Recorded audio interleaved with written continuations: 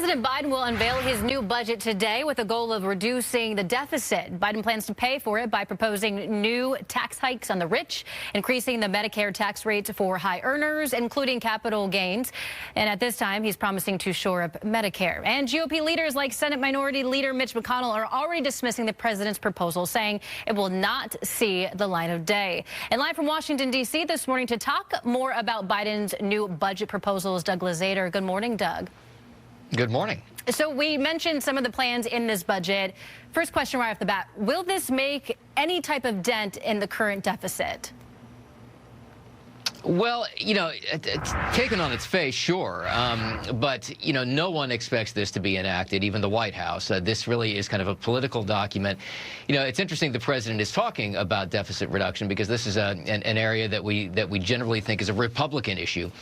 So it's clear that the president really wants to take the fight to Republicans, which makes it more likely that this is kind of laying the groundwork for a probable reelection run. And you couple that with the fact that the president is going to Pennsylvania today to make this announcement, to unveil this budget plan. Pennsylvania is obviously a critical swing state. Now, once this is presented, the onus will be on Republicans to come up with their own budget proposal. You talk about deficit reduction, and right now there is growing concern about this because of the wild degree to which we've been overspending around here. There are two ways to go about that. You either raise taxes, as the president is saying, or you cut spending, as Republicans generally favor. But if you cut spending, you have to explain what you're going to cut, and that's where the president is hoping to box Republicans in. But they will at some point come up with their own counterproposal here. And who would feel the benefits of this proposal? Well, look, these are very complicated proposals. I mean, what the White House is talking about is, for instance, extending the life of Medicare.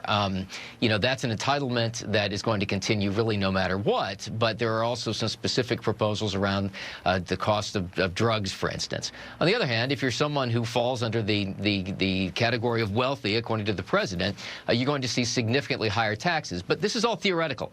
This really is just kind of a bargaining chip. It's just kind of a presentation that the president's going to be making, kind of outlining where his priorities are. No one expects this to actually be enacted as it's written.